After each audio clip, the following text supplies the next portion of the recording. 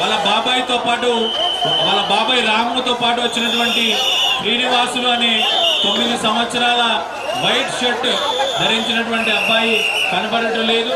వాళ్ళ బాబాయ్ రాము ఇక్కడికి వచ్చి శ్రీనివాసులను ఎక్కడున్నా కూడా ప్రధానమైనటువంటి వేదిక వద్దకు చేర్చవలసిందిగా రిక్వెస్ట్ చేస్తూ ఉన్నాడు. పోలీస్ కంట్రోల్ దగ్గర నిర్వహించి వారు 9 రోజుల పాటు భక్తి ప్రపత్తులతో పూజించినటువంటి వీరికి ఆ వినాయకుడి యొక్క కృపా కటాక్ష వీక్షణాలు ఉండాలని కేంద్ర సమితి తరపున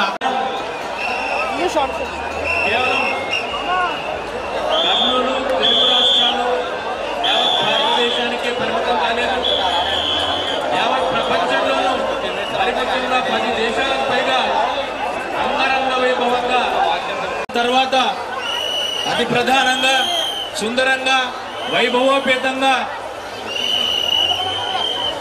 ఈ కార్యక్రమాలను గత 43 సంవత్సరాలుగా వినాయక ఉత్సవ కేంద్ర సమితి యొక్క పూర్తి స్థాయి సమన్వయంతో సుసంపన్నంగా నిర్వహించుకుంటూ ముందుకు సాగుతూ ఉన్నాం.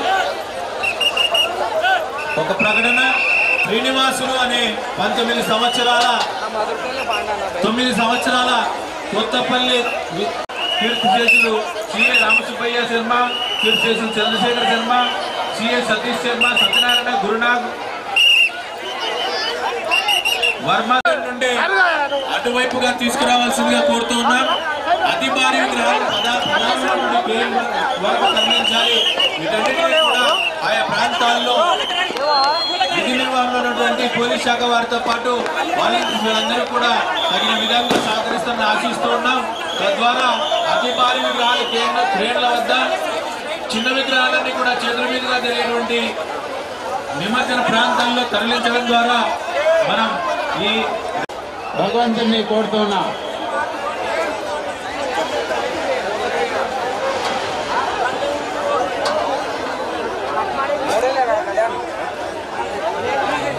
గణనాథుడు సరికొత్త ఈ వినాయక కేంద్ర వినాయక సమితి ఆధ్వర్యంలో ఈనాటి ఈ నిమజ్జన వేడుక చూడముచ్చటగా కనుల పండుగగా ఇక్కడ జరుగుతున్నాయి.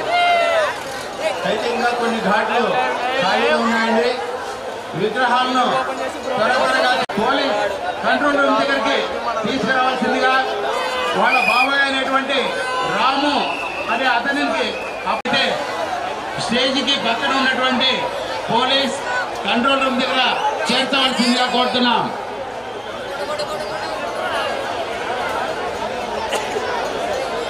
భక్తులందరూ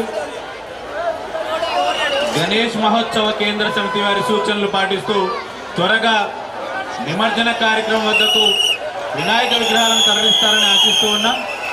అలాగే వివిధ ప్రాంతాల్లో ఇప్పటికే విగ్రహాల యొక్క పరిమాణాన్ని బట్టి నిర్దేశించవలసినటువంటి అంశాలను సూచించిన మేరకు విగ్రహాలను తరలిస్తారని ఆశిస్తూ ఉన్నాం.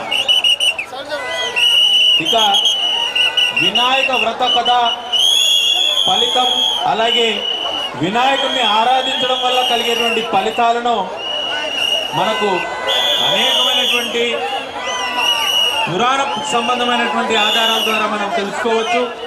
పూర్వం ధర్మరాజు పూర్తిగా తన యొక్క రాజ్యాన్ని కోల్పోయిన తర్వాత